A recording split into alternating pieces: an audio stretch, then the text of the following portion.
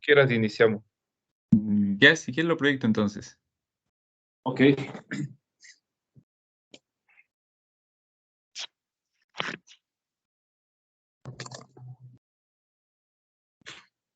Muy bien. Bueno, sean bienvenidos esta noche a una noche más de lectura en nuestro querido círculo Comunidad Lectora y nuestro libro. Eh, esta noche he preparado algo muy cortito para compartirles, como para recordar algo de lo que hemos Algo de lo visto que hemos también visto también en las en la... capacitaciones con Doris. Tengo eco por ahí. Este, Así que vamos a empezar desde viendo este tema de una preparación previa para la lectura. Eh, para entender la lectura vamos a analizar desde varios conceptos. El primero, leer, que viene del latín legere, que significa recoger, de donde significa recoger con los sentidos.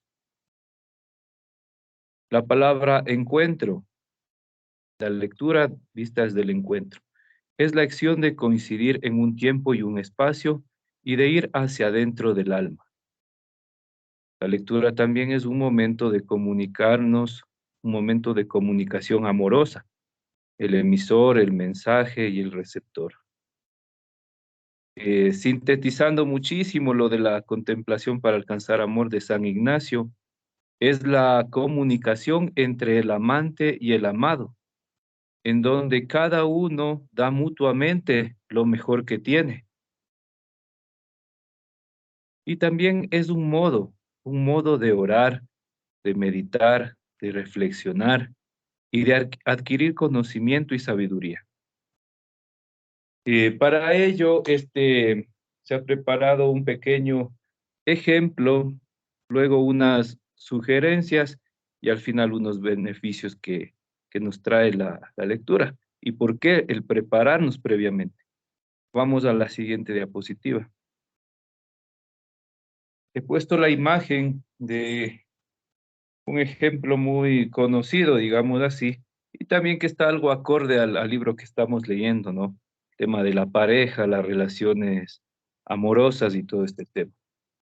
El ejemplo es una cena de aniversario de una pareja para agradecer y celebrar la alegría de estar juntos, unidos por el amor. Cuando se prepara una cena, lo primero que se ve es la fecha, la hora y el lugar. Que todo esté listo previamente, la mesa con todos sus detalles, los cubiertos, las velas, los adornos del vino y por supuesto la comida. Es muy, muy importante la puntualidad. Eso habla mucho de cada uno. Armonizar el lugar con música adecuada, aromatizamos el espacio con las fragancias favoritas. Tratamos de agradar y de que se sienta a gusto esa persona amada. Nos colocamos los mejores vestidos acorde a la ocasión. Tratamos de estar la mujer bella, el hombre atractivo, ¿no? Nos ponemos cómodos, generamos una comunicación verbal y corporal que empieza con la conversación y la mirada. Fruto de este momento de amor se crea vínculos fuertes de amistad, de amor, incluso que generan vida y consolidan familias. Ese es el poder del encuentro. Vamos con la siguiente diapositiva. Y lo mismo sucede con la lectura. Ah, la lectura igualmente es un momento de encuentro en donde también existe un emisor, un receptor y un mensaje. Bueno, aquí he preparado algunas sugerencias generales para considerar, sin olvidar que cada uno tiene un estilo distinto y cada estilo es válido. Cada estilo de lectura y de preparación es válido. Bueno, primero, el oxigenarnos y refrescarnos después de una ardua labor cotidiana, tanto sea de estudios o de trabajo.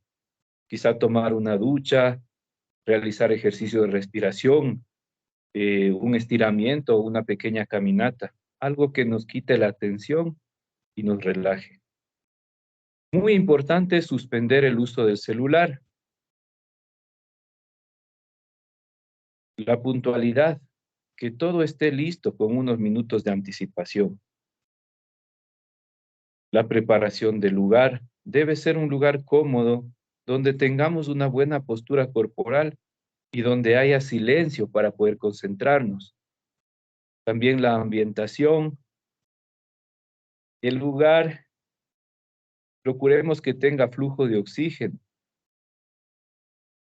que nos genere tranquilidad, que nos genere paz. La luz adecuada, a nuestra preferencia. Unos prefieren una luz clara, otros prefieren una luz más tenue, tipo de la lámpara o de la vela. Igualmente usar ropa cómoda, tener el libro en físico o en digital y un cuaderno o quizá una página de Word abierta para tomar las anotaciones, o quizá un resaltador para los que les guste subrayar, o también los señaleros de esos adhesivos que tenemos para señalar las páginas o los párrafos. La bebida de preferencia, creo que estar hidratado ayuda mucho como para estar más atentos. Quizá la bebida favorita también causa sensaciones como para sentirse más a gusto y cómodo, ¿no? Y como el pintor antes de pintar, como el artista antes de actuar, todo está listo para este ritual y ahora solo queda es disfrutar de la lectura. Es el inicio de un momento de amor también, es un momento de comunicación, un momento amoroso entre el libro y el lector. Finalizando brevemente, recordarles algunos beneficios que hemos visto en anteriores veces, pero yo creo que mucho más allá ya los estamos palpando en la vida de cada uno y en el ser de cada uno. La activación y fortalecimiento de las tres potencias del alma, según Aristóteles, ¿no? La memoria, la inteligencia y la voluntad. Una, un mayor pensamiento crítico, confianza y seguridad para hablar en público, mejorar la ortografía, la gramática, y esto también nos impulsa a escribir textos creativos. Hemos visto que han salido cuentos, han salido poemas, han salido cosas, creaciones muy, muy hermosas, artísticas, literarias en los productos. También mejora la capacidad de razonamiento y la inteligencia, que es la resolución de los problemas. Nos hace más empáticos y muy, muy importante, nos hace más humanos. Podemos ver al otro de una manera más humana, más sensible y más solidaria. Y también nos culturiza a nosotros, pero también a nuestro entorno, a las personas que nos rodean, a los espacios que nos rodean. Una persona que haya leído, estudiado o visto algo de arte, incluso en el diseño de su casa, de sus jardines, de su habitación, empieza a ver toques de arte, toques de orden, de arte, no sé, adquiere un propio estilo. Muy importante, quita el estrés y acompaña la soledad. Siguiente diapositiva. Y, y por último, nos hace seres libres más humanos. Nos hace seres libres más humanos con capacidad de crear y de transformar la realidad. Y bueno, ahora no nos queda más que estas pequeñas recomendaciones, ponerlas en práctica. Tomarse quizá el fin de semana para crear ese espacio de lectura, ese rincón, ese espacio, esa habitación, ese lugarcito íntimo, digamos, para el encuentro con el libro. Y de esa manera, incentivarnos a hacerlo esto de una manera más cariñosa, más formal, digamos así, porque trae mucho beneficio para todos. Muchas gracias y ahora le doy el paso a nuestra querida Kelly.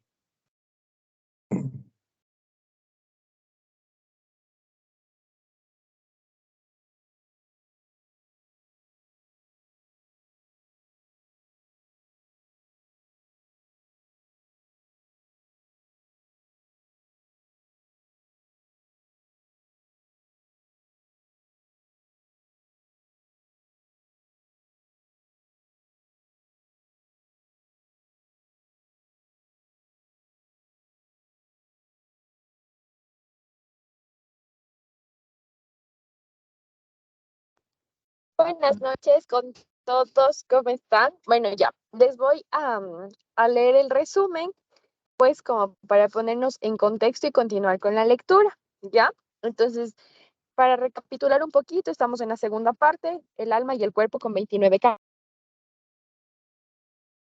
capítulos, al capítulo, el relato desde la óptica de Teresa. Tomás regresa a Praga y piensa en las 6 casualidades del encuentro con Teresa. 6 es un número altamente simbólico. Disquisición sobre la casualidad. Teresa relaciona el encuentro de Tomás con la música de Beethoven, imagen del mundo que deseaba. La casualidad está llena de encantos. Ya, eso nos va a hablar el capítulo 9. Vamos con el capítulo 10, ¿sí? Encuentro entre Tomás y Teresa tiene al libro de por medio Hermandad.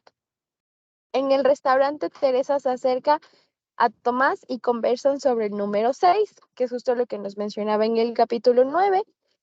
Encuentro en el parque con Teresa. Ella intuye la predestinación y le invita a encontrarse en Praga. Eso resume el capítulo 10. Vamos con el capítulo 11, que nos menciona pues que las casualidades hacen que Teresa tenga el valor de abandonar su casa. En nuestra vida cotidiana estamos llenos de casualidades, coincidencias. El amor llevó a Teresa a exacerbar con sentido de belleza las coincidencias. El hombre debe dejarse llevar por los momentos de belleza, incluso en medio de la desesperación. Vamos al capítulo 12, en donde pues Teresa se toma vacaciones y sale de la casa de su madre por una semana. Se relata la vivencia de Teresa en el primer encuentro con Tomás, dolor de estómago, la enfermedad de gripe y su huida definitiva de casa de su madre. Pásale, Dan, porfa.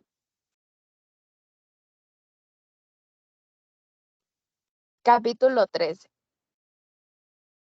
Teresa gritaba junto a Tomás, gritaba para anular los sentidos. Quería ser la superación de las contradicciones alma-cuerpo.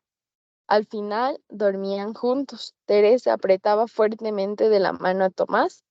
Lo hace desde pequeña. Capítulo 14.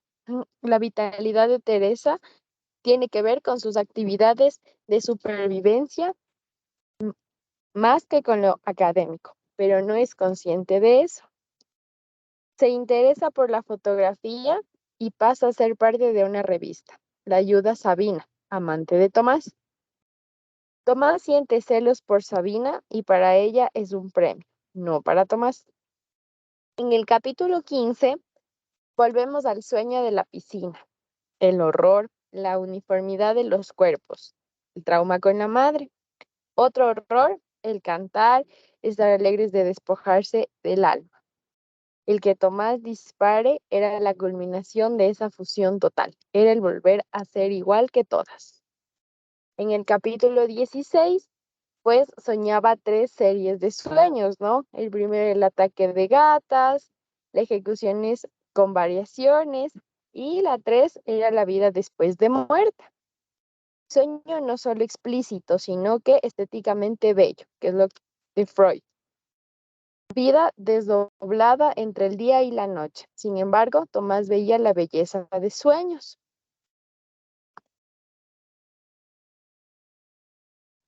Capítulo 17. Llegar a alto implica la invasión del vértigo. El vértigo significa el deseo de caer, la atracción al abismo. La caída con el resto de las mujeres a la piscina era el debajo de Teresa, que la espantaba y atraía. Muy en el fondo era arrastrada a volver con la madre y reírse junto a sus amigas. Contradicción inherente. En el capítulo 18, pues, si bien Teresa huyó de su madre, siempre quiso ganarse su amor. La mamá le escribe diciéndola que vuelva, que sin ella no es nada. Teresa siente el vértigo reforzado por las infidelidades de Tomás. Teresa se entera que su madre tiene cáncer y se arrepiente de soportar a Tomás. Nace una rebeldía. Tomás descubre que es mentira el cáncer. Teresa no ve a su madre. Experimenta continuas caídas.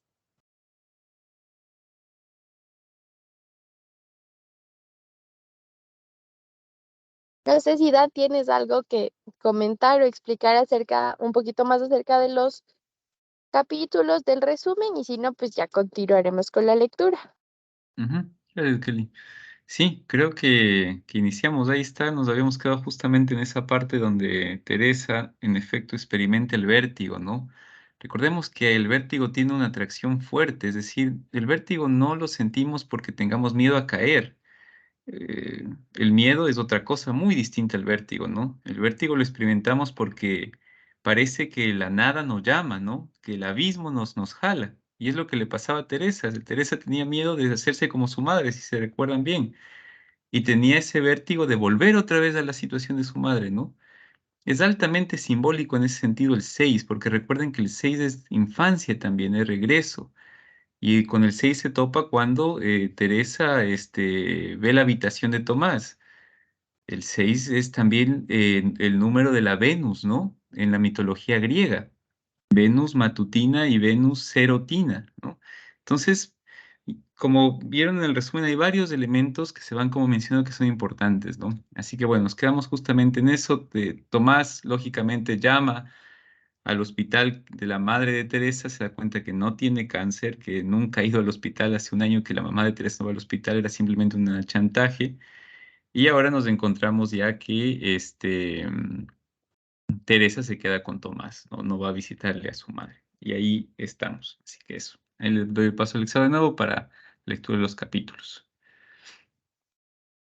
Ok, muy bien. Entonces proyectamos, por favor. Y se prepara a Carlos, por favor, que nos ayude con la primera. 19. Que voy a leer de mi teléfono porque tengo la pantalla un poquito más grande. Ok. Quisiera hacer contigo en mi estudio, como en un escenario. Alrededor habría gente y no podrían acercarse ni un paso, pero no podrían quitarnos los ojos de encima. Con el paso del tiempo, aquella imagen iba perdiendo su crueldad inicial y empezaba a excitarla. Varias veces le recordó al oído aquella situación a Tomás mientras hacía el amor. Se le ocurrió que existía una manera de escapar de la condena que veía en las infidelidades de Tomás, que la, que la lleve consigo, que la lleve cuando vaya a ver a sus amantes. Quizás esa sea la manera de convertir otra vez a su cuerpo en el primero y el único de todos. El cuerpo de ella se volvería un altar, un alter ego de su ayudante y su asistente. Yo te desnudaré, te lavaré en el baño y después te las traeré. Le susurraba mientras estaban abrazados. Deseaba que se convirtieran en un ser hermafrodita y que los cuerpos de las demás mujeres fuesen el juguete compartido. 20. Convertirse en el alter ego de su vida poligámica. Hacemos una pausa ahí para ir capítulo por capítulo, como habíamos hecho. En el 20, por favor, nos ayuda Gabriela Checa. Ya, a ver, no enciendo la cámara porque se me va un poco el wifi, ¿ya? Ok.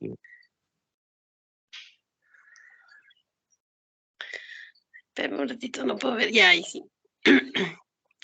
Convertirse en el alter ego de su vida poligámica Tomás no quiere entenderlo, pero ella no podía liberarse de aquella imagen y trataba de estrechar relaciones con Sabina. Le propuso hacerle unas fotos. Sabina le invitó a su estudio y ella pudo ver, por fin, aquella amplia habitación en medio de la cual había una cama ancha en forma de cuadrado, como un podio. Es una vergüenza que no hayas venido nunca a mi casa, le decía Sabina, y le enseñaba los cuadros que estaban apoyados contra la pared. Incluso sacó de alguna parte una obra antigua que había hecho cuando aún estaba en escuela. Representaba una fábrica de construcción. La había pintado en una época en que la escuela exigía el más severo realismo. El arte no era realista, era considerado entonces como una subversión del socialismo. Y Sabina, llevada por el espíritu deportivo de la apuesta, trataba de ser aún más severa que los profesores y pintaba sus cuadros de modo que no se reconociesen las huellas del pincel y pareciesen fotografías en color. Este cuadro, perdón, no se ve. Ya, este cuadro se me estropeó. Me cayó una mancha de pintura roja. Al principio estaba muy disgustada, pero luego aquella mancha empezó a gustarme, porque parecía una grieta. Era como si la obra en construcción no fuese una obra de verdad, sino un decorado teatral cuarteado, sobre el cual la fábrica en construcción no estaba más que dibujada. Empecé a jugar con la grieta, a ampliarla, a inventar lo que se podía ver a través de ella. Así pinté mi primer ciclo de cuadros, a los que llamé tramoyas. Por supuesto que nadie podía verlos. Me hubieran echado de la escuela. Delante había siempre un mundo realista perfecto y detrás, como tras la tela rasgada de un decorado, se veía otra cosa, misteriosa o abstracta. Hizo una pausa y luego añadió: delante había una mentira comprensible y detrás una verdad incomprensible. Teresa la escuchaba nuevamente con esa increíble concentración que pocos profesores han visto en la cara de un alumno suyo y constataba que en efecto todos los cuadros de Sabina, antiguos o actuales, hablan siempre de lo mismo, que son todos el encuentro simultáneo de dos temas, de dos mundos, que son como fotografías producidas por una doble exposición. Un paisaje detrás del cual reluce una lámpara de mesa, una mano que rasga desde atrás el lienzo sobre el que está pintado un bodegón idílico, con manzanas, nueces y un árbol de Navidad iluminado. Sentí admiración por Sabina y, dado que la pintura se comportaba muy amistosamente, aquella admiración no iba acompañada por el miedo ni la desconfianza y se convertía en simpatía. Casi olvidó que había venido a hacerle fotos. La propia Sabina se lo tuvo que recordar. Quitó la vista de los cuadros y volvió a ver la cama que estaba en medio de la habitación como en un escenario. Muchas gracias. Siguiente, por favor, Jonathan.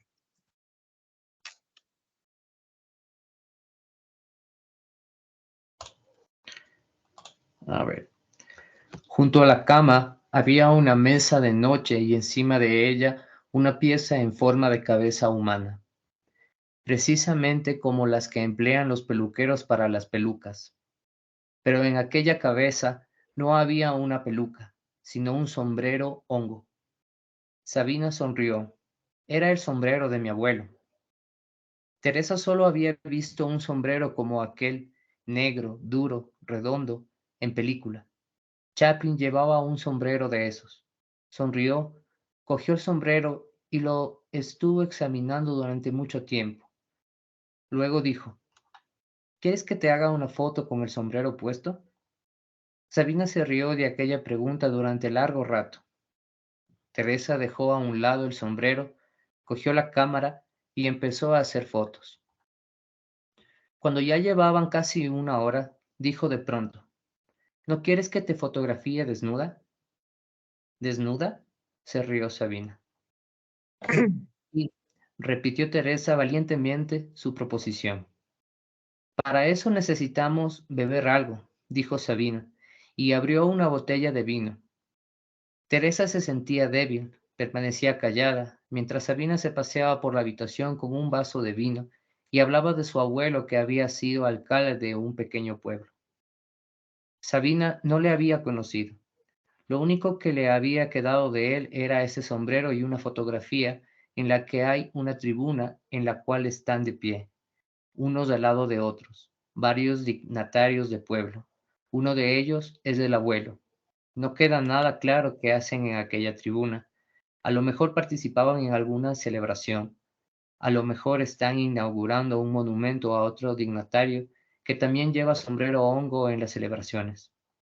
Sabina estuvo largo rato hablando del sombrero y el abuelo, y cuando terminó el tercer vaso dijo: «Espera», y se fue al cuarto de baño.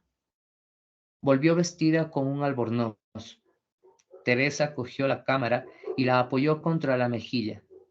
Sabina abrió el albornoz ante ella. Muchas gracias, Jonathan. Por favor, José Luis, ¿nos ayudas?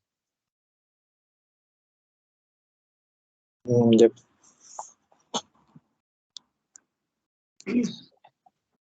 La cámara servía a Teresa simultáneamente como ojo mecánico con el cual observaba al amante de Tomás y como velo con el cual se cubría la cara ante ella. Sabina necesitaba algo de tiempo antes de decidirse a quitarse del todo el altavoz. La situación en la que se hallaba era algo más complicada de lo que había previsto. Cuando llevaban ya varios minutos de fotografías, se acercó a Teresa y le dijo: «Ahora te sacaré fotos yo a ti. Desnúdate». La palabra desnúdate la había oído Sabina muchas veces en boca de Tomás y se le había quedado grabada. Era por lo tanto una orden de Tomás que ahora le dirigía la amante de Tomás a la mujer de Tomás. Él había unido a las dos mujeres con la misma frase mágica. Era su manera de transformar inesperadamente una inocente conversación con mujeres en una situación erótica, no mediante una caricia, un contacto, un elogio, un ruego, sino con una orden que daba de repente, inesperadamente, con voz suave, pero con energía y autoridad, y manteniendo la distancia física en esos momentos, nunca tocaba a la mujer. También a Teresa le decía con frecuencia, exactamente en el mismo tono: «Desnúdate». Y, aunque lo dijera con suavidad, aunque apenas lo susurrase, era una orden, y ella se sentía siempre excitada al obedecerle. Ahora oía la misma palabra y el deseo de obedecer era quizás aún mayor, porque obedecer a una persona extraña es particularmente demencial, una demencia que en este caso resultaba aún más hermosa porque la orden no la daba un hombre, sino una mujer. Sabina cogió su cámara y Teresa se desnudó. Estaba ante Sabina desnuda y desarmada, literalmente desarmada, es decir, sin la cámara con la que hasta hacía un momento se cubría la cara y apuntaba a Sabina como con una arma. Estaba entregada al amante de Tomás. Aquella hermosa entrega la embriagaba. Desea- Deseaba que los instantes durante los cuales estaba desnuda ante ella no acabaran nunca. Creo que Sabina también percibió el particular encanto de la situación. La mujer de su amante estaba ante ella, curiosamente entregada y tímida. Apretó 2 o 3 veces el disparador y luego, como si aquel encanto le hubiera dado miedo y quisiera alejarlo de sí, se echó a reír sonoramente. Teresa también rió y las dos mujeres se vistieron.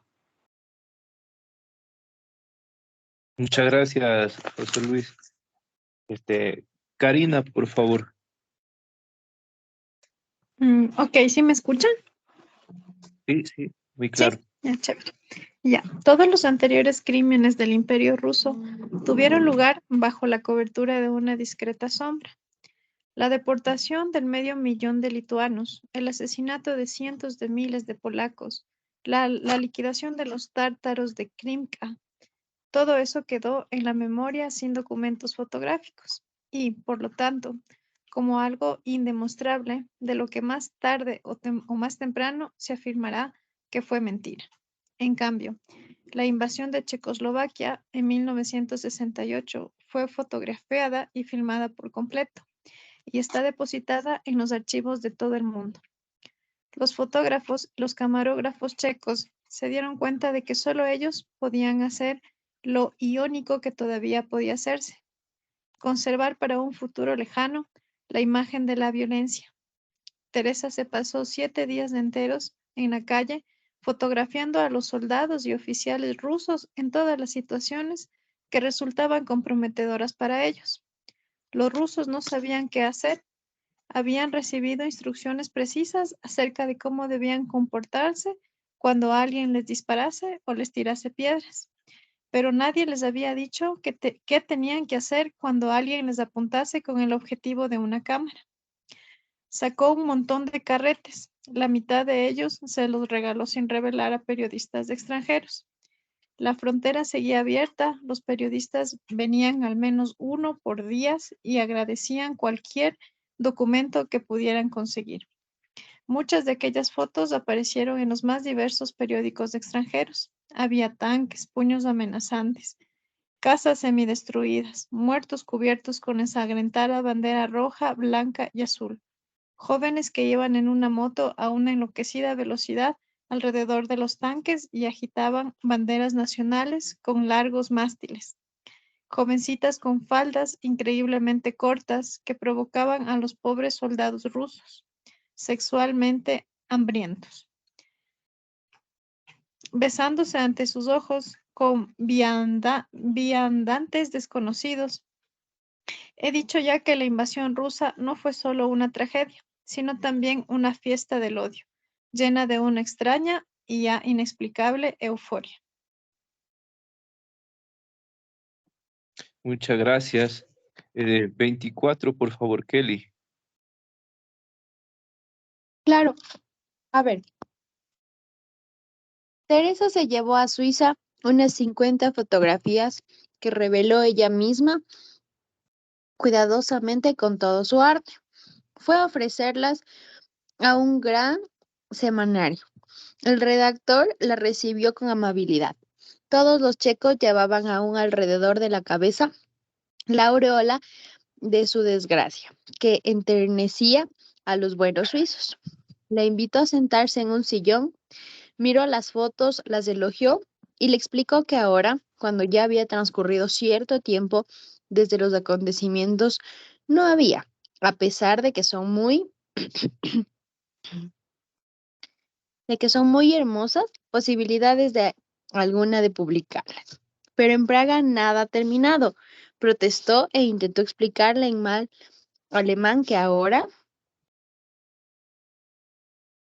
precisamente cuando el país está ocupado, se crean en las fábricas, pese a todo, consejos de autogestión, que los estudiantes están en huelga en protesta por la ocupación y que todo el país sigue viviendo a su modo. Eso es lo que resulta increíble y ya no le interesa a nadie. El redactor se puso contento al ver entrar en la habitación a una mujer enérgica que interrumpió su conversación. La mujer le entregó una carpeta y le dijo: aquí está el reportaje de la playa nudista. El redactor era una persona fina y temía que la checa que había fotografiado los tanques considerarse que retratar a gente desnuda en la playa era una frivolidad. Por eso colocó la carpeta muy lejos, al borde de la mesa, y le dijo enseguida a la mujer que acababa de llegar: te presento a una compañera tuya de Praga. Me ha traído unas fotos preciosas. La mujer le dio la mano a Teresa y cogió sus fotos. Échale mientras tanto una mirada a las mías, dijo. Teresa estiró el brazo hasta la carpeta y sacó las fotos. El redactor le dijo a Teresa con voz casi de disculpa. Esto es exactamente lo contrario de lo que ha fotografiado usted. Teresa dijo. Bájale, súbele poquito, porfa.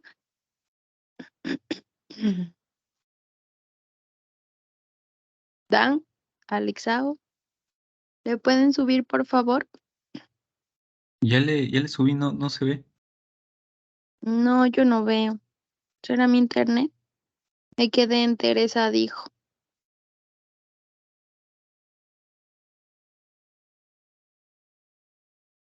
Ahí, subió ahí. A ver, no, A ver, aquí te ayudo entonces hasta ya, que ya. se... No, no, ya me Sí, salió. Sí, perdón, ya, ahora. Teresa tranco. dijo, ¿qué va? Sí es lo mismo. Nadie entendió aquella frase y a mí mismo me causa cierta dificultad explicar lo que quería decir. Teresa, al comparar a una playa nudista con la invasión rusa. Estuvo observando las fotografías y se fijó durante largo rato en una en la que aparecían las 4 miembros de una familia. La madre desnuda, inclinada hacia los hijos, de modo que le colgaban unas grandes tetas, como le cuelgan a las cabras o a las vacas. Detrás, el padre igualmente inclinado, cuyo paquete parecía también una especie de ubre en miniatura. ¿No le gusta? Preguntó el redactor. Está estupendamente hecha. Más bien parece que es el tema lo que le choca, dijo la fotógrafa. Se le nota enseguida que usted no es de las que van a una playa nudista. No, dijo Teresa. El redactor sonrió. Al fin y al cabo, se nota de dónde viene. Los países comunistas son terriblemente puritanos. La fotógrafa dijo con maternal amabilidad. No hay nada de particular en los cuerpos desnudos. Son normales. Todo lo que es normal es bello. Teresa recordó a su madre cuando andaba desnuda por la casa. Oye en su interior una risa que sonaba en algún lugar a sus espaldas, mientras corría a cerrar las cortinas que nadie viese a la madre desnuda. Muchas gracias, Kelly. Por favor, Nerexi, nos ayudes con el 25. Gracias, está bien. La fotógrafa invitó a Teresa a tomar un café. Las fotos que ha hecho son muy interesantes. He notado que tiene un enorme sentido del cuerpo femenino. Ya sabe a lo que me refiero. Esas jóvenes en posturas provocativas. ¿Las que se besan frente a los tanques rusos? Sí, sería usted una estupenda fotógrafa de moda. Claro que para eso necesitaría ponerse en contacto con alguna modelo. Lo mejor es que sea alguien que esté empezando como usted. Luego podría hacer una serie de fotos de muestra para alguna firma. Claro que le haría falta algo de tiempo antes de salir adelante. Mientras tanto, solo hay una cosa que podría hacer por usted. Presentarle al redactor que lleva la sección de jardinería. Es posible que allí necesiten fotos de cactus, rosas y cosas de esas. Muchas gracias, dijo Teresa sinceramente, porque notaba que la mujer que estaba enfrente a ella tenía voluntad. Pero luego se dijo, ¿por qué iba a tener que hacer fotos de cactus? Y le repugnó la idea de tener que pasar una vez más por lo que había pasado ya en Praga. La lucha por el puesto, por la carrera, por cada foto publicada. Nunca había sido ambiciosa por orgullo. Lo que quería era escapar del mundo de la madre. Sí, lo tenía completamente claro.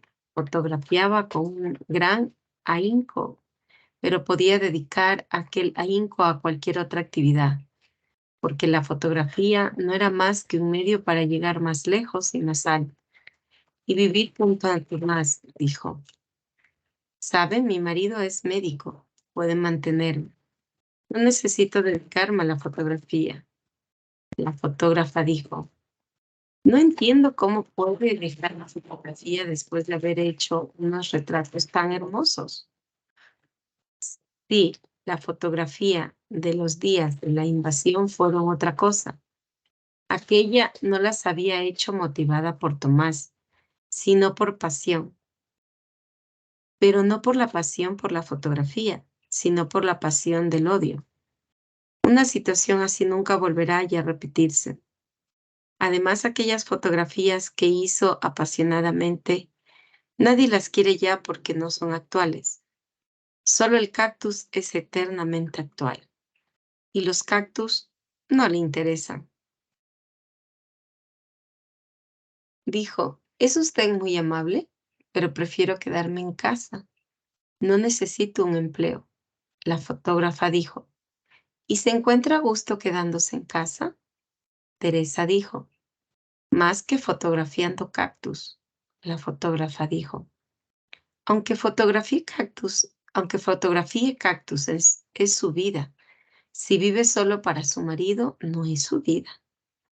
Teresa se sintió repentinamente irritada. Mi vida es mi hombre y no los cactus. También la fotógrafa hablaba con irritación. ¿Es capaz de decir que se siente feliz? Teresa dijo con la misma irritación. Claro que me siento feliz. La fotógrafa dijo. Y eso solo lo puede decir una mujer muy... No quiso terminar de decir lo que pensaba. Teresa lo completó. ¿Quiere decir una mujer muy limitada? La fotógrafa se contuvo y dijo, limitada no, anacrónica. Teresa dijo pensativa, tiene razón, eso es exactamente lo que mi hombre dice de mí.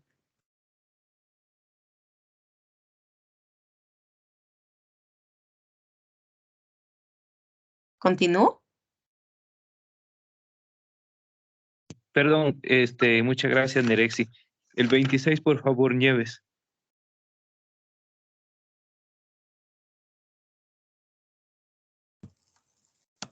Ya. Pero Tomás pasaba días enteros en el hospital y ella estaba sola en casa. Suerte que tenía a Karenin y podía salir a dar largos paseos con él. Cuando regresaba a casa se sentaba a estudiar los manuales de alemán y francés, pero estaba triste y le costaba trabajo concentrarse. Con frecuencia se acordaba del discurso que pronunció Dubček por la radio cuando volvió de Moscú. Había olvidado ya lo que dijo, pero seguía oyendo su voz temblorosa. Pensaba en él. Soldados extranjeros le detuvieron a él, al jefe de un estado independiente en su propio país.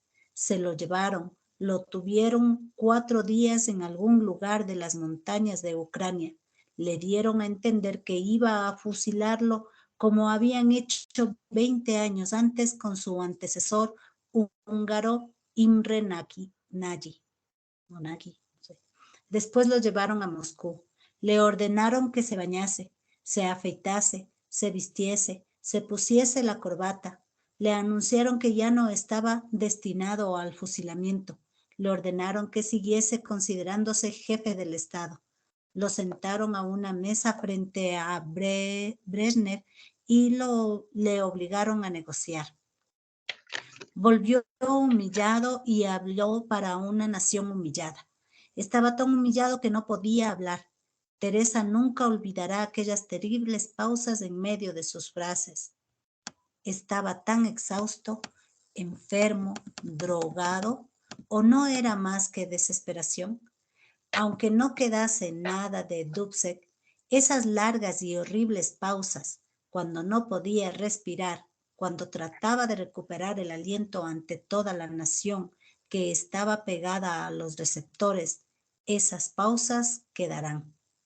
En aquellas pausas estaba todo el horror que había caído sobre su país. Era el 7º día después de la invasión.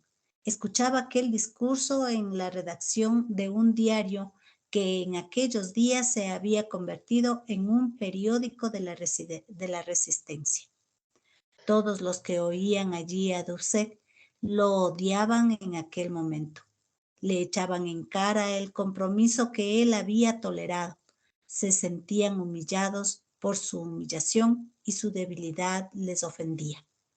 Cuando recordaba ahora en Zúrich aquel momento, ya no sentía desprecio hacia Dussek.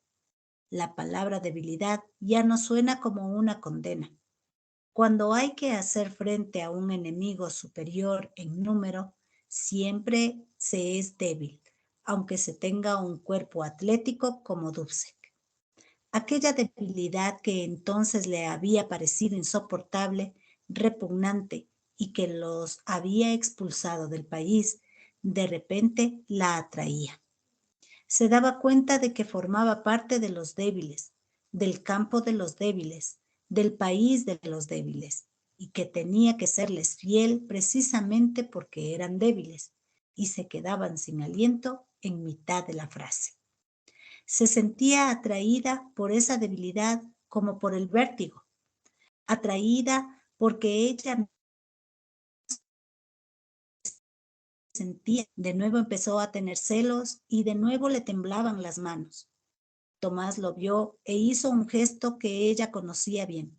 Cogió las manos de ella entre las suyas para tranquilizarla, apretándoselas. Ella las retiró bruscamente. ¿Qué te pasa?, dijo. Nada. ¿Qué quieres que haga por ti? Quiero que seas viejo, 10 años mayor, 20 años mayor. Quería decir, quiero que seas débil. Quiero que seas tan débil como yo. Muchas gracias. Ricky, Alexao, creo que hay que ya parar porque estamos ya en la hora. Entonces, nos vamos a ir mucho tiempo, si no. muy bien. Muy bien. Nos juntamos en salas, pues. Ya saben, si es que les sale abrir, darán abriendo. Si no, se quedan aquí en la principal.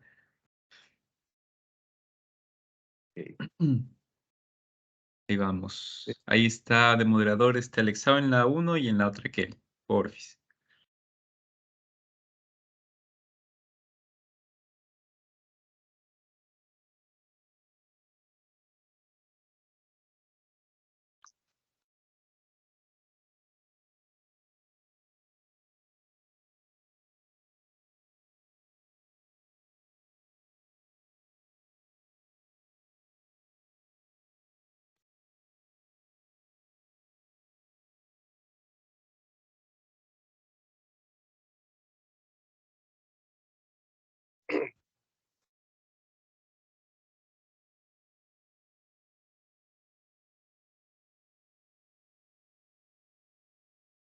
Muy bien, listos. Nos hemos quedado Jonathan, Pepín, Mamá y Nieves. ¿Cómo vamos?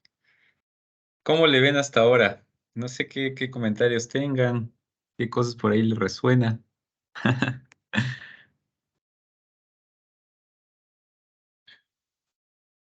Bueno, buenas noches. No sé si me escuchan. Yo te escucho, pero no te veo. No me ves.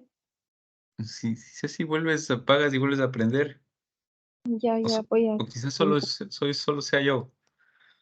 No, yo no veo a nadie tampoco. O sea, es que estoy en el teléfono. Es que estoy en el teléfono. Es como que se le ve. Ya voy a apagar otra vez. A ver.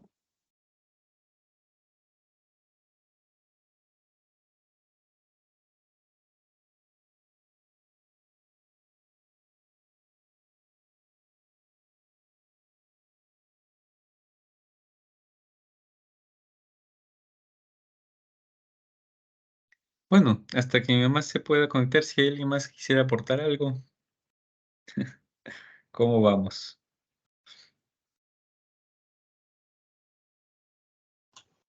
Complicado hoy.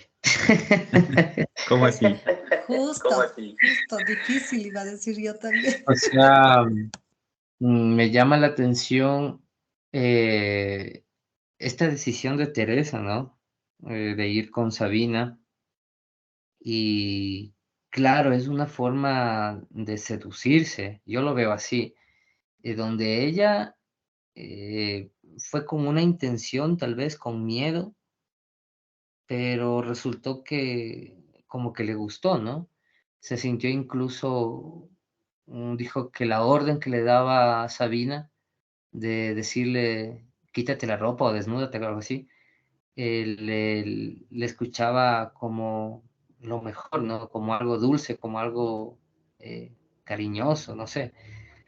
Y y es todo por tal vez acercarse más a Tomás, por entenderlo. Tanto llega, ¿no? El amor, no sé qué onda el tamaño. Tanto llega, esto, pues, no sé, como una obsesión, que ella hace todo eso, ¿no? Y bueno, creo que dentro de esas experiencias ella va a ir descubriendo muchas cosas, sobre todo de ella misma. Ujú. Y suena interesante, no pensé que se iba a ir por ese lado, pero nada, eso por un lado. Eh, por otro lado, la parte donde ella está con la fotógrafa y la fotógrafa le dice que es una mujer anacrónica, ¿sí? Ujú. Sí. Y claro, o sea, como pasada de moda, ¿no? Atemporal. Ujú. Eh, y claro, ella dice que da todo por el esposo, la vida de ella es el esposo y por un lado sí, es entendible, entiendo eso, pero por otro lado es en la situación que se encuentra Teresa con Tomás, juega en contra de ella todo. No, no creo que eso le ayude en verdad como para mejorar la relación con Tomás. Hoy en día, no sé, tal vez hay relaciones más, no sé, más diferentes, donde se puede ver tal vez este tipo de cosas, ¿no? Por un lado, interesante saber qué pasa con Teresa, descubrirse ella misma, por un lado, y por otro, no sé, es como, ¿en qué desencadena esto? ¿Por qué hace todo eso Teresa, no?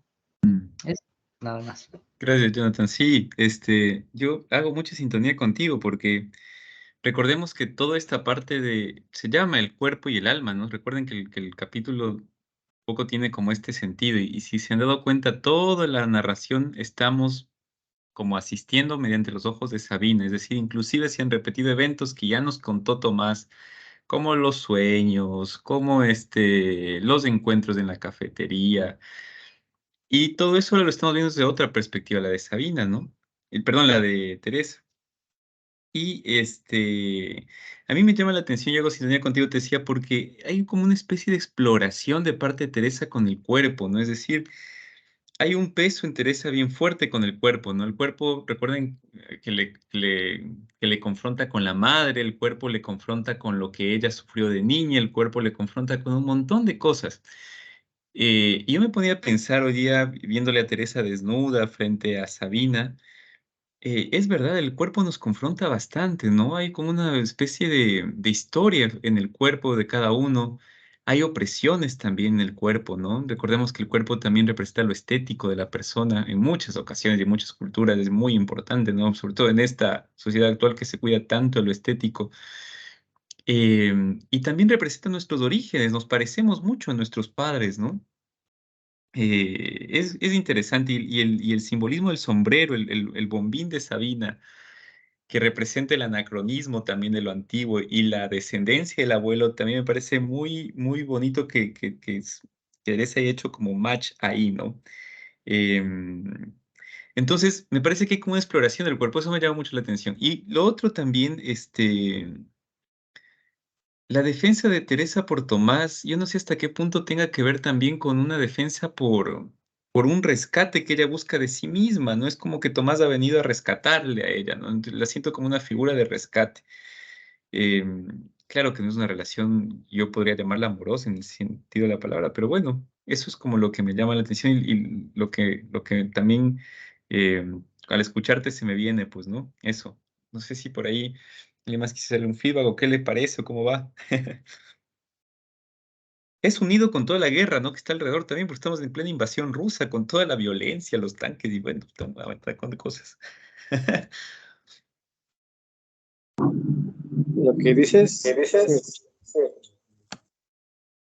A ver, déjame ver. Dispositivo. Mis cosas, carajo. Ya no tengo retorno. Ahí estás, Pepín. Sí, justo lo que tú decías a mí me conecta con lo que conversábamos la semana, el último encuentro, sobre cómo la máxima expresión de estos impulsos, estos deseos, estas formas de expresión son a través del cuerpo. O sea, eso hablamos bastante la semana pasada. Recuerdo que estaba Laxado moderando y él también compartía esto, decía o sea, estos instintos que nos nacen, bueno, que son naturales en el ser humano, o sea, a veces nos llegan a desbordar o descontrolar, o a veces, no sé, y quizás, o sea, conectándolo con la obra, o sea, quizás siendo fiel a lo que dice, no sé, a lo que dice la obra, eh, entiendo que como tener esas formas de vivencia, o sea, a través del cuerpo, a través de tener intimidad, o sea, es como que vivir a la ligera en la vida, no sé, o como vivir de manera temporal o de manera, una forma de vivencia no tan, quizás o sea, muy material, por decirlo así, ¿no? O sea, quizás eh, por cubrir una necesidad, no sé, existencial, no sé, en el fondo, me pongo a pensar en este momento eso. Y eso conversábamos la última, y lo comparto también aquí, quizás puede ser también eso importante. Ujú. Y lo que decía Jonathan también es también interesante, o sea, muy fuerte esa decisión desnúdate, no sé, y así de la nada. Y eso también me llama la atención, o sea, como en el fondo, o sea, como que yo siempre voy más allá. En el fondo, como o sea, no sé, qué necesidad existencial hay detrás de eso, o sea, o sea, qué lleva a que estas personas quieran explorar de manera, a su máxima expresión a través de lo material, a través del cuerpo, o sea, ¿por qué? Yo me quedo con esa interrogante, ¿por qué es eso que necesitan expresar de esa forma, de manera tan intensa? ¿No? Sí. Eso quería Sí, compartir. gracias, Pepín. Súper interesante. También hago resonancia contigo porque este, justamente estamos como asistiendo a una especie de dualidad, ¿no? Esta famosa dualidad de siglos y siglos de existencia humana entre alma y cuerpo, ¿no? ¿Qué es más importante? ¿Qué es más noble? ¿Cómo se manifiesta lo uno? ¿Cómo se manifiesta lo otro en nuestras vidas?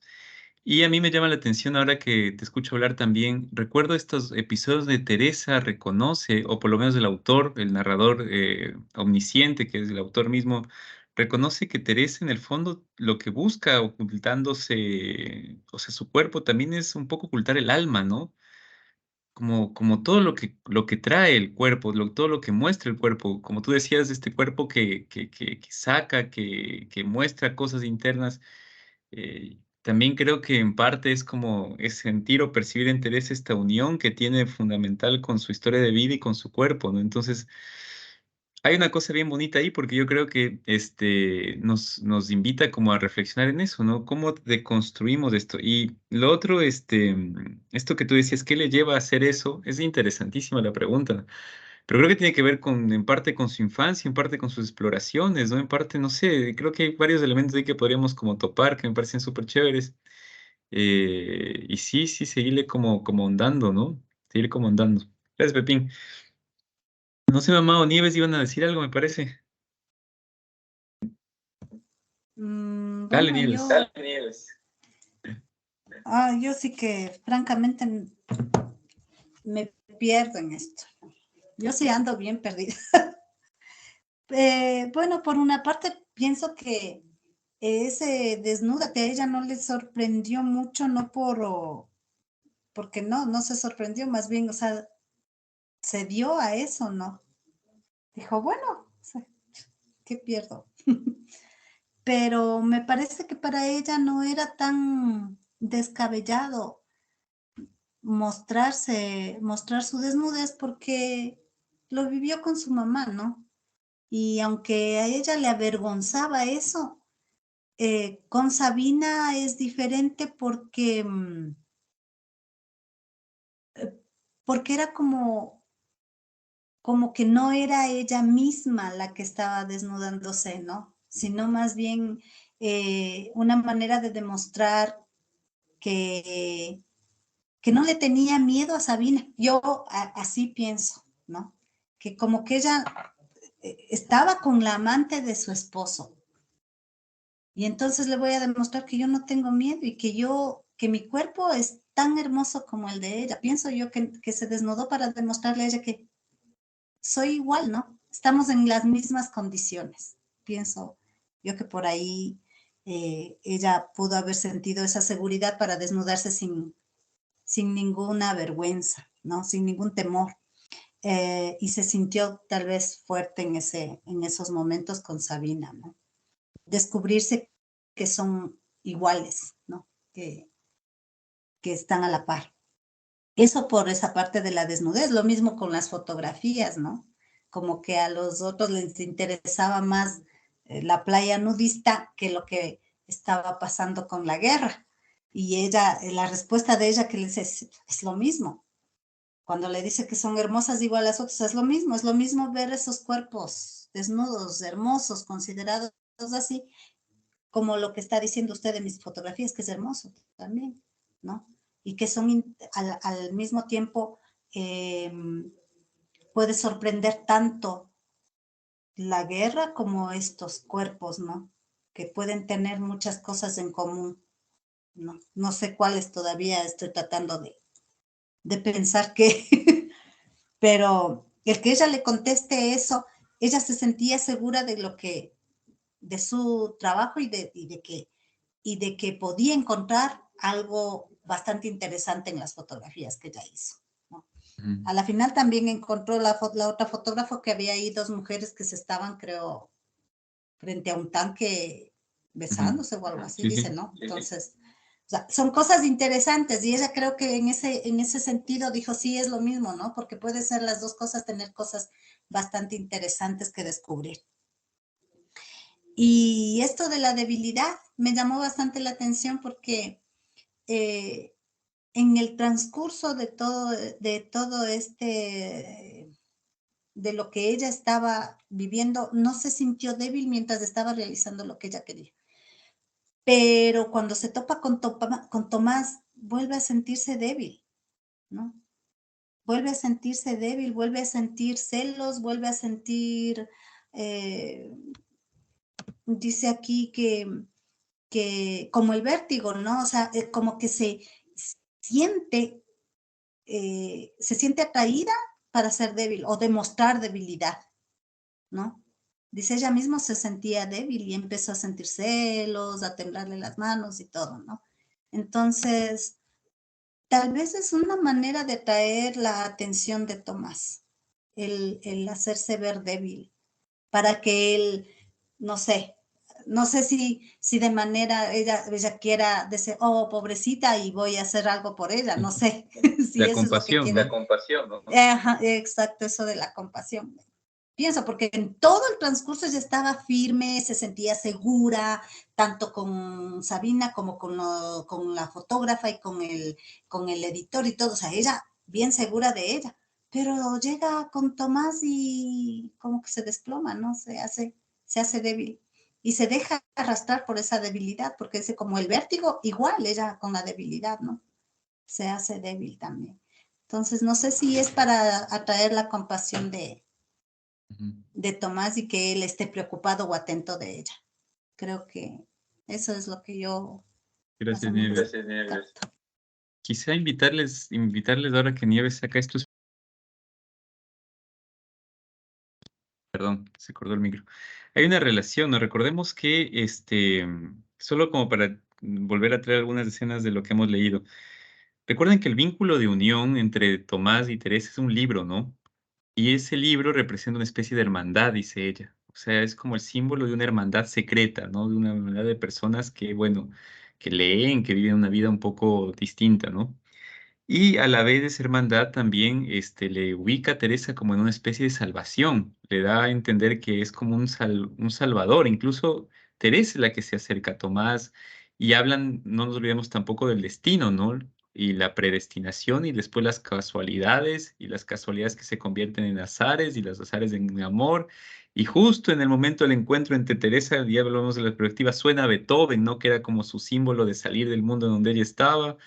Justo en ese momento en que se encuentra, viven esa música, justo el número 6 que era su habitación de niño. O sea, el encuentro con Tomás es un encuentro bien especial, ¿no? Y que reúne varios elementos, como para darle un poco de recuerdo a eso. Y comparado con lo que va a vivir después, que también nos menciona, ¿no? Teresa tiene una vitalidad, no de haber ido a la universidad, dice en algún momento, sino es la vitalidad de la vida, ¿no? Se le ve muy vital, pero cuando está con Tomás, algo cambia en la atmósfera, como bien intuye Nieves, y quizá podríamos ir agregando estos elementos que han ido saliendo, ¿no? Que me parece súper chévere. Eso, Jonathan, alzaste la mano, no sé si vas a agregar algo. Sí, que justo que Nieves mencionó la parte de Sabina. Claro, yo creo que Teresa iba con una idea y resultó otra. En el proceso, lo que le atrae Sabina, o sea, bueno, Sabina es un personaje, ¿no? Es el personaje. Y habla de los cuadros, que descubre que era como un choque de dos mundos, ¿no? Y tal vez eso era lo que Tomás le gustaba de Sabina, decía Teresa pensando. Entonces, había en sus cuadros mm, ¿cómo sería esa contraparte? Tal vez lo bueno y lo malo dentro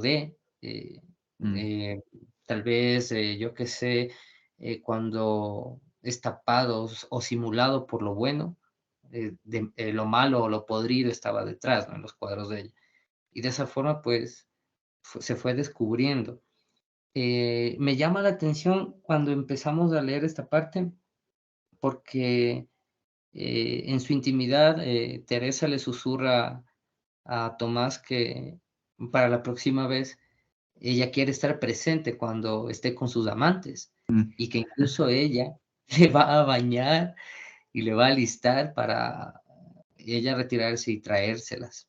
Entonces, en esta parte, claro, el autor, el escritor hace que uno se imagine, ¿no? Muy, muy visual. Y aparte, pues, ella se le vuelve cierta imagen que consideraba repugnante, ahora le excita. Entonces, tal vez estamos en esta parte tratando sobre la intimidad de Teresa, el cómo se siente, cómo se va descubriendo como mujer, ¿no? Tal vez en esa época era totalmente irracional o loco pensar en algo para la mujer. Tal vez en cierta parte topa esto, digo yo, me lleva por ese lado. Eso nada más. Sí, sí, en realidad hay una fuerte vinculación de la imagen que se tiene de la mujer en esa época y actualmente también, en realidad yo creo que se puede como seguir vinculando. Eh, y yo creo que, o sea, el tema del cuerpo, ahorita claro, estamos metidos en el cuerpo y el alma, ¿no? Es como estas dualidades, incluso no nos olvidemos tampoco cuando grita, ¿no? Cuando están teniendo relaciones sexuales, ella grita, ¿no? Pega un grito enorme para que no le escuchen, para no escucharse, ¿no? Porque le suena el cuerpo, ¿no? Entonces, hay todo un tema con el cuerpo que, como dices, yo creo que se puede ir con un rol de la mujer y de lo que se espera de ella, ¿no? Eh, Creo que hay que seguir explorando ahí porque lo que más le da peso y lo que más le atrae a Teresa como a al vértigo, lo que más les lleva a la nada es justamente la madre, ¿no? Y el recuerdo directo con el cuerpo y el desnudo y esta especie de homogenización del cuerpo, ¿no? Todos los cuerpos son iguales. Quizá habría que preguntarnos por qué le repudia tanto eso a Teresa, ¿no? ¿Por qué le repudia esta idea de que todos los cuerpos son iguales, por ejemplo, ¿no? O sea, ¿qué pasa? ¿Por qué no encuentra su unicidad, su identidad, ¿no? Este peso que carga es bien grande, ¿no? Bien, bien grande. Sí. Muy bien. Mamá, no sé si ibas a decir algo más. Que te cortamos ahí no, hasta ahora no te veo, pero sí te escuchamos. O te escuchábamos. Es con tu micro apagado, por si acaso.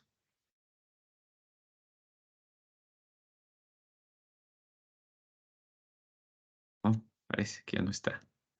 Muy bien. Bueno, gente, vamos cerrando las salas entonces. Vamos volviendo. Ojalá no les interrumpa las otras salas. Yo creo que están hablando, porque lo escucho a la Tatiana que habla. Habla y habla y habla. Puchica, ya les Habla y interrumpí habla. entonces. Si es así, ya les interrumpí. ¿Por qué no me avisaste? No, mentira. Estábamos en una conversación bastante buena, Dan. Mandé un mensajito ahí, no sé si les alcanza a llegar. Yo mando un mensajito que faltan 3 minutos. Si a alguien le falta tiempo. Cuando está metido en la discusión, uno no ve los mensajitos, pues. Yo te dije. Totalmente. Así les veo, pues bien metido en la discusión. Pero cuando vean, si es que logran ver algún rato los mensajitos, pueden ustedes responder esos mensajitos y responder diciendo, estamos embalados, denos 5 minutos más, porque es que yo no sé pues cómo está en cada sala. Pero bueno. Nada, espero seguir disfrutando. Igual tenemos varios tiempos más para conversas, así que bueno, tendremos mucho, mucho más. Así que nada, disfruten más bien. Simplemente ya para cerrar, agregar algo de lo que decía Alexis ahora al inicio. Es importante esto de poder educarnos, ¿no? Y poder sobre todo educar nuestro cerebro, ¿sí? Y para eso necesitamos una preparación. Recordemos que en la época actual, el cerebro está de plácemes, pues no, porque recordemos que el estado normal del cerebro no es la concentración, sino la distracción. Es el estado normal en que todo nuestro cerebro está, todo el tiempo. O sea, le encanta al cerebro estar distraído, eso ya está más que demostrado, ¿no? Em, ¿Qué es lo que hay que hacer entonces para no distraer al cerebro? Bueno, pues tenemos que primero cambiar, ¿no? Cambiar algunas prácticas, algunos hábitos y comenzar a educarlo. Entonces, así como educamos a nuestros hijos o así como educamos a nuestro animalito, nuestra mascota, también podemos educar nuestra concentración, por ejemplo, ¿no? Em, y para eso necesitamos varias cosas. Y yo creo que la lectura nos ayuda también a educar nuestra concentración. ¿Por qué les digo esto? Porque es una lectura en la que estamos, como en la que nos estamos enfrentando, donde hay muchos detalles sutiles, muchas metáforas. Recuerden que incluso el libro comienza diciendo eso, ¿no? Que el amor puede surgir de una sola metáfora, que no las podemos dejar de tomar en cuenta. Es decir, algún rato habría que volver a separar todos los símbolos, ¿no? Les digo, por ejemplo, tomen en cuenta el bombín de Sabina, ¿qué representa eso? Tomar en cuenta lo que les decía la simbología, ¿no? El número 6, que es tan importante. Tomar en cuenta también ciertos elementos que van surgiendo como los sueños. Recordemos que Tomás lo dice, lo leímos la vez pasada, dice que le interesaban los sueños de Sabina, no porque le revelaban las infidelidades que él hacía, eso, ¿a quién le va a gustar que venga alguien y te diga, soñé que me estás siendo infiel y tú digas, caramba, pues sí, es verdad. Pero lo que le gustaba a Tomás era que eran sueños bellos, dice, ¿no? Que eran sueños estéticamente bellos. Y en eso se contradecía con Freud, porque Freud dice eso no tomó en cuenta. Freud decía que los sueños revelan el inconsciente, pero nunca dijo que pueden revelar a una estética, una belleza. Y a Tomás le atraía esa belleza de los sueños de Teresa, por eso le gustaba que le contara. Entonces, hay detalles, Beethoven, por ejemplo, ¿no? La melodía que escuchan juntos, cómo empata esa melodía, hay distintos detalles que van a ir haciendo como después cadenas y nos van a ayudar como a ir entendiendo este enramado que una vez no logra entender, pero ¿por qué Sabina se comporta así? ¿Por qué Teresa así? ¿Por qué Tomás así? Bueno, quizá el libro nos va a ir dando como más cositas bien bonitas y que también dejarnos sorprender. Y eso, nos estamos viendo entonces el próximo... Ah, no, este jueves. Este jueves. Cuídense mucho, bonita semana, sigan ahí con la semana lo mejor que puedan y nada, nos estaremos viendo pues. Abrazos grandes, cuídense. Muchas Chao, gracias. Gracias. Ya nos vemos, chicos. Chao, linda noche. Chao, descansen, nos Descansen. vemos.